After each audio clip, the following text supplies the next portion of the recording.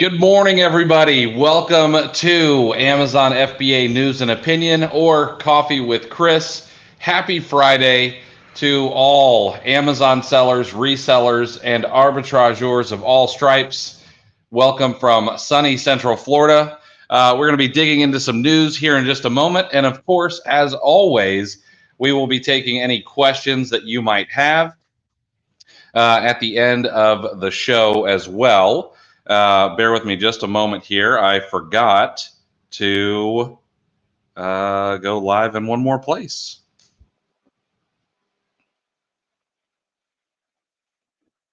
Sorry, bear with me, guys. Oh, well, we'll have to forget about that. Morning, Maria. All right, if you are here for Coffee with Chris this Friday, please make sure to smash the like button wherever you are for the respective algorithms. I would greatly appreciate it. I'll get this out to a couple of more people. It's been a little bit of a slow news week, but I did find some things that I found were interesting. So we will get to those here. Jay, Aaliyah, Maria, good to see you guys. Rita, good morning. Glad to see everybody rolling in. Sarah, what is going on? We will get rolling here. So one of the first things that I thought was interesting, and of course, I always happen to be, it seems, one of the last people to get this update, but there was an update to the Amazon Seller app, and now there is payments on the go. Amazon says we launched a payment page to help you view your payment statements and details on your mobile phone. The All Statements tab shows all your statements. Click on your statement period to view details such as transfer amount, date, and breakdown of your balance. And I just happened to see that yesterday when I was opening the app for the first time of the day. And I thought it was nice. It's actually a nice little interface. I could go back and look at previous statements. So if you haven't seen that yet, make sure that you've got the most up-to-date app on your phone. Now, something I saw from a friend of mine posted on Facebook was, who was it? I think it was Greg. Greg posted an article from Marketplace Pulse. The first product on Amazon reached 1 million reviews. The Amazon Echo Dot smart speaker became the first product on Amazon to amass over 1 million reviews. Now, in October 19, Amazon expanded product reviews by allowing shoppers to leave a star rating without a written review. So since then, the rate at which products gain reviews has accelerated greatly, and the Amazon Echo Dot now receives more than 100,000 new ratings per month. This product did not have 100,000 reviews in total more than 3 years after it launched. So it is interesting what that has done, and it seems to be picking up speed. Now, one of the interesting things that they note is that customer reviews are now less about reading each one in hopes of spotting reasons not to buy, and more about seeing a product with hundreds or even thousands of reviews or ratings and using that as a signal. So it may not necessarily be the greatest thing for the customer. However, it is probably doing well for Amazon. Let's see here. I'm going to get to that one here in a moment. One of the other interesting things that I thought or I saw was social commerce. Now, of course, Amazon is the 800-pound gorilla in the room, but social networking websites like Instagram and Facebook and TikTok and all the others are trying to integrate e-commerce into their platforms. And in a new report by eMarketer, they found that U.S. social commerce sales will reach $36 billion in 2021, and that's a nearly 35% increase from 2020. So, but even with that kind of growth, receipts from Instagram, Facebook, and all the other sites will only account for 4.3% of total e-commerce sales. And then only 9% of U.S. social media users regularly made purchases via social commerce as of August 2020. And that's according to eMarketer and Biz Rates Insights survey. However, they do think that you should continue posting your products on social networking sites, as that is going to be a continual place for growth. Let's see here. Next up, this one is an Amazon seller blasts the company for forced arbitration policy. So this one was interesting because it's not very often that people try to go to the mattresses with Amazon, and I think that every now and again it's probably a good thing. So this seller actually went and spoke with during a congressional hearing. An Amazon seller complained to lawmakers Thursday of unfair forced arbitration clauses the platform uses to prevent potentially damaging outcomes in court. He went on to say Amazon's forced arbitration clauses have made it impossible to get a fair shake. The system is rigged against small to mid-sized online business owners. A section of the contract requires sellers to agree to resolve any disputes with Amazon through binding arbitration rather than in court.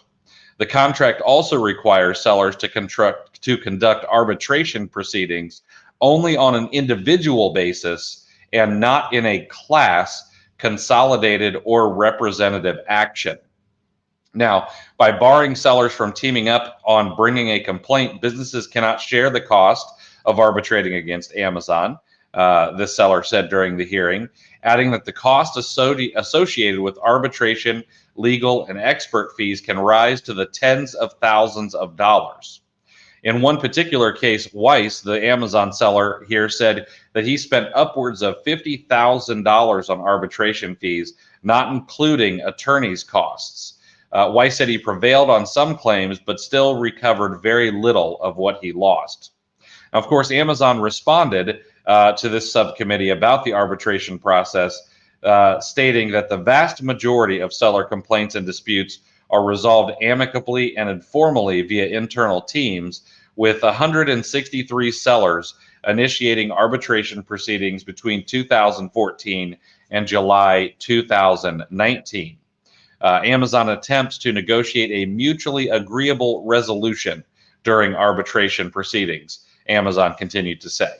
I don't think that Amazon, I think that was a very rehearsed line from Amazon. I would imagine that there probably should be a little bit more leeway for Amazon sellers to be able to take on Amazon, since they do hold so much power over us. But who knows? We'll see what happens in the future. Let's see here. Next up, Amazon, in a push to get even further into your home, is developing a new Echo device, reportedly.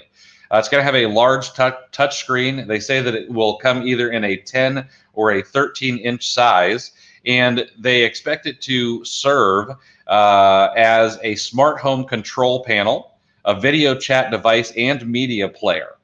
Let's see here. Oh, yeah, it'll show upcoming calendar events, control accessories like lights and locks, play music and video. Of course, it would include Alexa, voice assistant, as well as microphones and a camera for video conferencing. And, of course, that was reported by folks who don't want to be named, as they work at Amazon. So it would be interesting. I'm not against, the Alexa device, but it would be another foray for them to get inside your house. Amazon has renderings of their new HQ2 up. They call it a double helix, and some critics are actually saying that it looks like a poop emoji, which is kind of interesting. I don't have a photo to show you because I didn't get quite that ready this morning. But I would go out and Google it, and of course it'll be in my 5 Things Friday email this week as well. But it's an interesting design. It really does kind of look like a double helix, or I guess you could say poop emoji. But it also has trees all the way around the outside of the building, a lot of open green spaces, and it is an interesting building. I don't know if it necessarily fits in with the skyline of the area it's going. but it should be interesting. And that won't be the only building. There, of course, are going to be a few other buildings around it that will support staff as well in HQ2. Next up, Amazon is reportedly hoping to double its delivery fleet this year. And apparently they are thinking about launching an incubator to groom hundreds of aspiring truck drivers. Now, they've done this once, it seems, to get local delivery drivers. And the drivers for these trucks would actually be required to only transport for Amazon and would not be able to set their own rates. They plan to launch Amazon Freight Partners to help train delivery upstarts that would in turn join Amazon's fleet of exclusive delivery partners, per a new report from The Information. Amazon plans to expand its trucking fleet to more than double its size this year through the incubator. It currently has about 100 delivery partners and is working to push that number up to 285 by the end of 2021, per the report. Amazon said internally that the program would include business training for managing 20 to 50 tractor trailers or commercial trucks, would offer loans for truck costs and other guidance. However, the participants will be required to work exclusively with Amazon and wouldn't be able to propose their own rates or their own routes. They would also need to have at least $30,000 in liquid assets to qualify for the program, or cash, or they could apply for a business loan from Amazon. The Amazon Freight Partners program could successfully result in Amazon's branded semi-trucks going from 1,100 to between 2,280 or maybe even 5,700 in total, if their estimates are accurate. So that would be interesting. It might be an opportunity if a seller wanted to get a little bit deeper in with Amazon. It could be a way to have another stream of income, but again, it would be reliant 100% on Amazon. And you wouldn't have any control over what's going on, which is something that I don't necessarily care for. All right, and the last thing that I've got this morning, and then we'll answer some questions. Jungle Scout came out with a report, or a pre-report, if you will. They plan on releasing a lot more of this data. But it says that new Amazon sellers are earning an average of $42,000 in annual profits. 44% of Amazon sellers who have been selling for 1 to 2 years say they sell on Amazon to be their own boss. Additionally, 2 in 5 new sellers are looking for extra income to supplement their existing income. And many are searching for flexibility to work from any location or even travel the world, while a third want to feel successful or accomplished. Now, it says in their report that 62% of new sellers said their profits increased in 2020, and 56% are planning to continue selling on Amazon in 2021. Then they go on to talk about how much Amazon sellers make. Nearly half, or 44% of Amazon sellers, make from $1,000 to $25,000 per month, which could mean annual sales from $12,000 to $300,000. 19% make between $25,000 and $250,000 a month, which would make their annual sales between $300,000 and $3 million. And then another 6% make more than $250,000 in monthly sales. Only 26% of sellers make under $1,000 per month in sales, and allegedly 4% don't know their monthly sales. Some more interesting statistics out of here were 68% of sellers see profit margins higher than 10%. 36% of sellers see profit margins above 20%. And 8% of sellers said that their business were not yet profitable. And another 8% said they didn't know. Some more statistics here. This is a lot of statistics, but a lot of them I found interesting. And I'm going to put the whole report in my 5 Things Friday email. 38% of sellers have seen lifetime profits of more than $25,000, which isn't bad for what some people start as a side hustle. And 6% have seen lifetime profits of over $1 million. Matter of fact, from 1 million to 5 million, 3% of sellers have seen lifetime profits of that much. 1% of sellers have seen lifetime profits between 5 million and 10 million.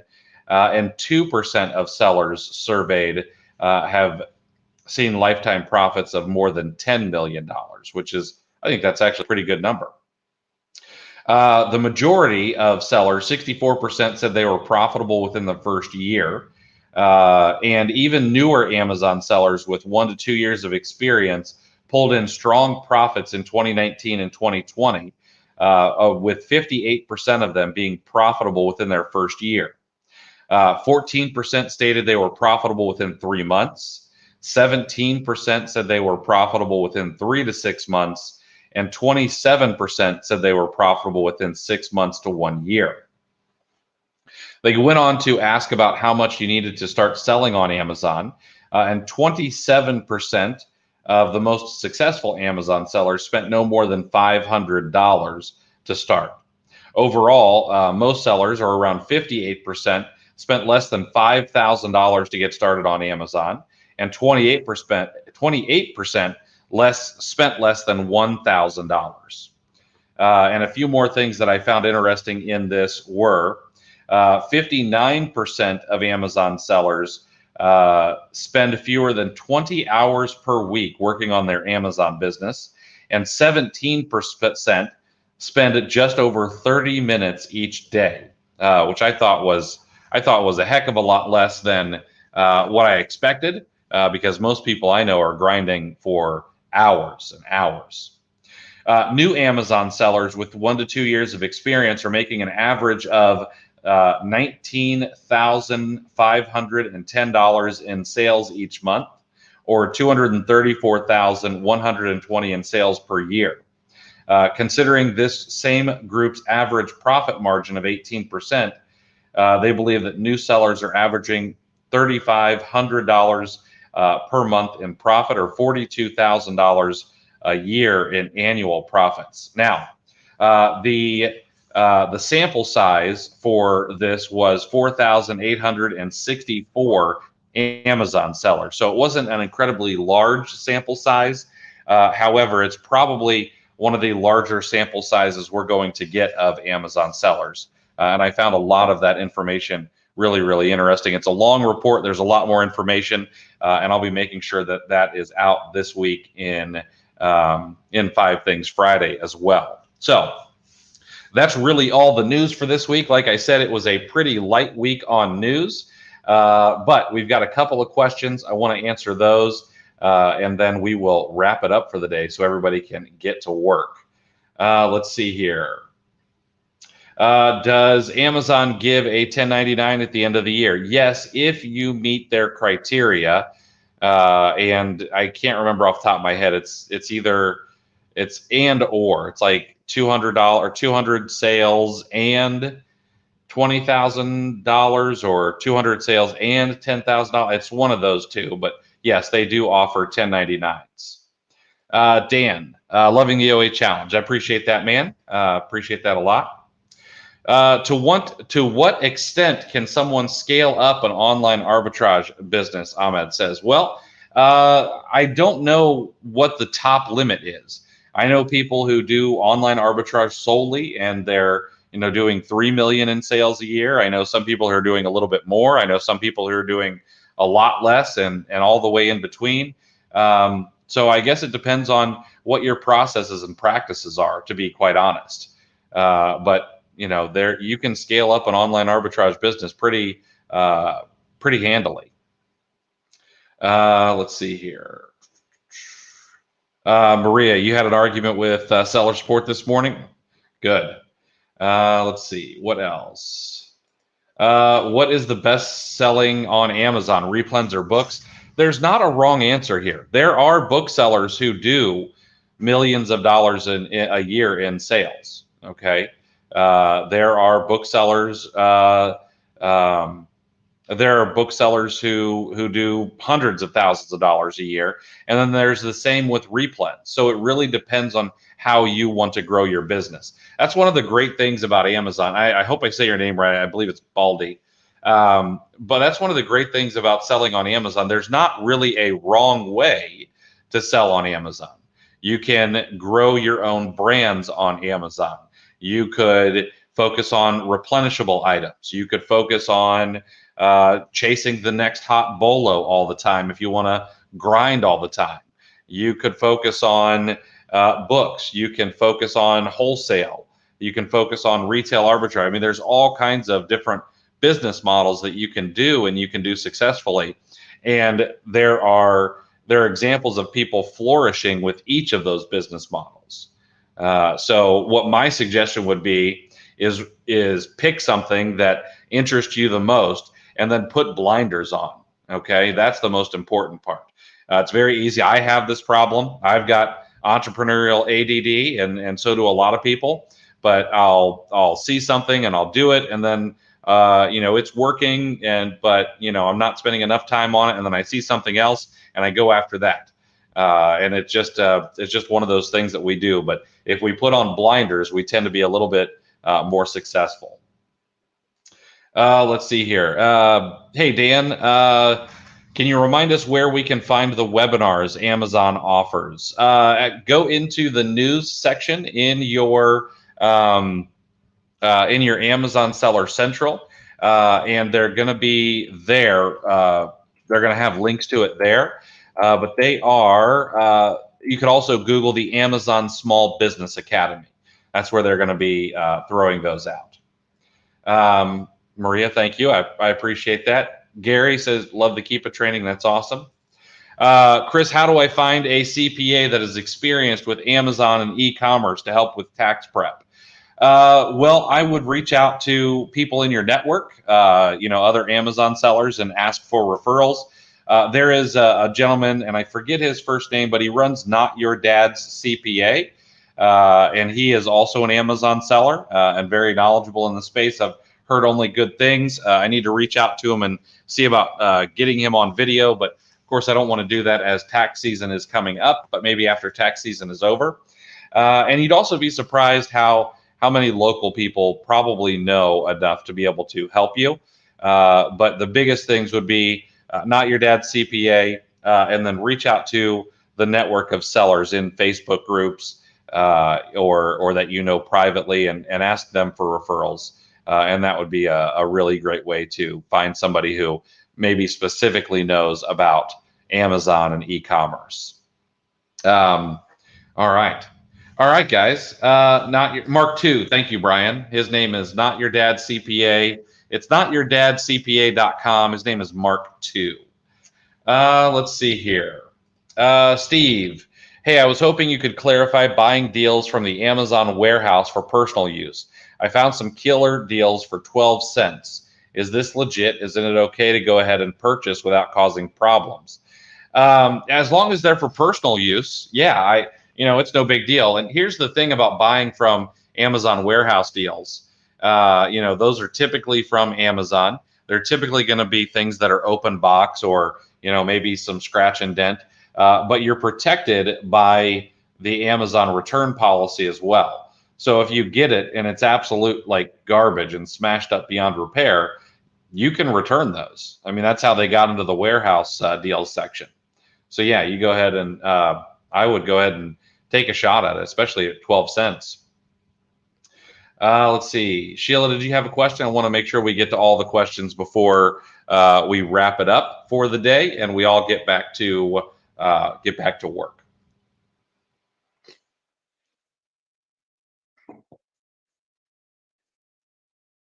All right, guys. Well, that is Coffee with Chris for this week. I'll be back next Friday at 9:30 a.m. And I won't forget to go live on Clubhouse as well. And we'll do another Coffee with Chris with all the Amazon FBA and e-commerce news and opinion that you can handle. This is a great question. Sheila, what does your day look like? So this one's not really something I could probably answer in the next 30 seconds to a minute. But if you want to message me that question, I could put together something for you. So we'll be back next Friday. Again, guys, please make sure to smash the like button wherever you're watching this. I would greatly appreciate it for the respective algorithms. And I'll see you next Friday for Coffee with Chris at 9:30 a.m. Until then, everybody, stay safe, be kind to each other, and as always, good selling. Have a great weekend, everybody.